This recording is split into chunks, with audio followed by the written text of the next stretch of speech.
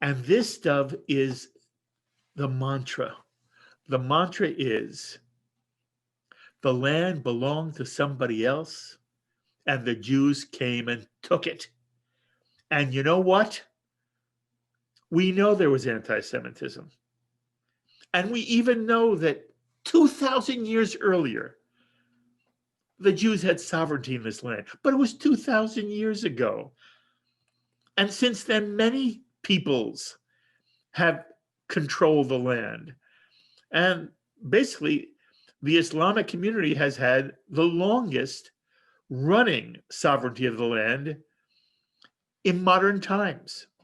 So, I appreciate the Jews have a historic claim, but there are people who have a claim that is more imminent, more immediate. And I know there was a Holocaust, we're told, and it was horrible, horrific. But why should the Arabs of Palestine bear the burden of somehow recompensing Jews for the ugliness, horror, and murder of the Holocaust? So they're not denying either Jewish ancestry and a tie to the land, or the importance of the Holocaust, which, as Obama says, moved the world toward that partition plan of 1947.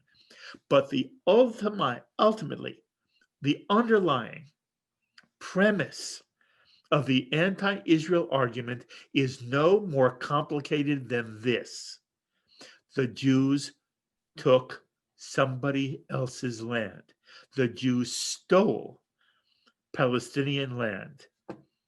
And unless that is somehow addressed, one is at a disadvantage in the discussion with those who are convinced the Arabs are the poor underdogs and Israel is the brutalizing, occupying force. So, Dov Lipman, I want to hear how you would respond to anyone who would say to you, hey, Dov, the problem is, as much as I love Israel, I love Jews, I love there to be in Israel, I'm not necessarily saying that Israel should go out of existence. But the truth is, Israel was established illegitimately because it was on the backs of the Arabs, and the Jews stole the land. And you would say? My first sentence is going to be pretty harsh, but then I'll explain it. I would say that to me is outright anti-Semitism. And let me explain why. Why do I, as a Jew, not have a right to move to the land of Palestine and live here? Does this land have to be Judenrein? Because there were Arabs who were Muslim who were living here before?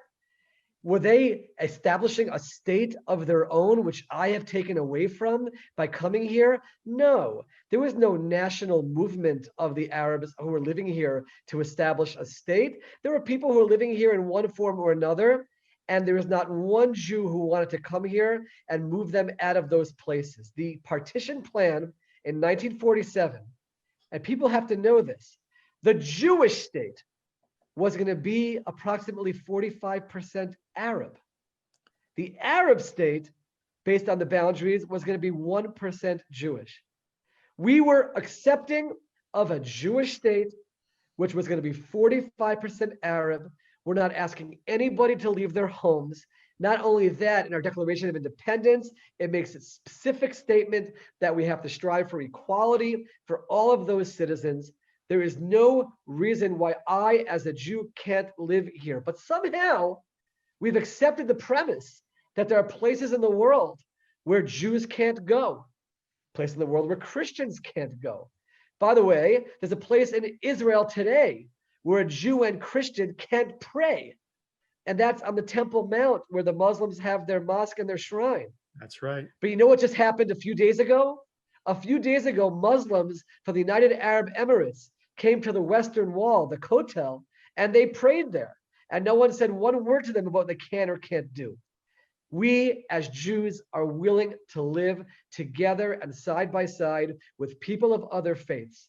And the statement that I, as a Jew living in Israel, in the land of Palestine, is somehow infringing on the rights of the Arabs who are living here, I am sorry, that to me is anti-Semitic. Why can't I live here? If the doctrine of the Jews was, we're coming here and we're pushing the Arabs out, they cannot be here anymore, then there would be some legitimacy to the rhetoric and the narrative that you're saying. And by the way, there were episodes in Israel's history where Jews did take steps that they should not have taken, in my opinion.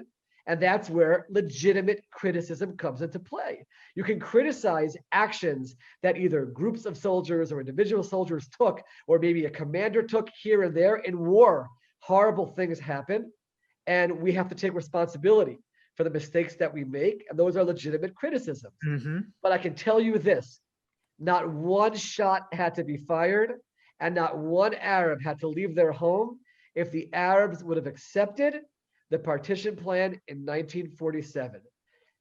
President Obama talks about how there were well-trained Jewish armed militias. I forgot the exact terminology. Yes, you got it. They were refugees running away from persecution, Yes. handed guns because we had no choice, because we had to defend ourselves from the attacking Arabs who would not accept the presence of the Jews in this land. And that to me is anti-Semitism. And therefore I label those who attack us as occupying someone else's land. I view that as discriminatory. I view that as racist. And in our world today, no one should accept that. Jews have a right to live wherever they want to live in the world, alongside the other people who are living there. And that is my answer to that question. That is a brilliant answer. And by the way, Dev, I've never heard anybody say it the way you've just said it. And I hope our audience appreciates that.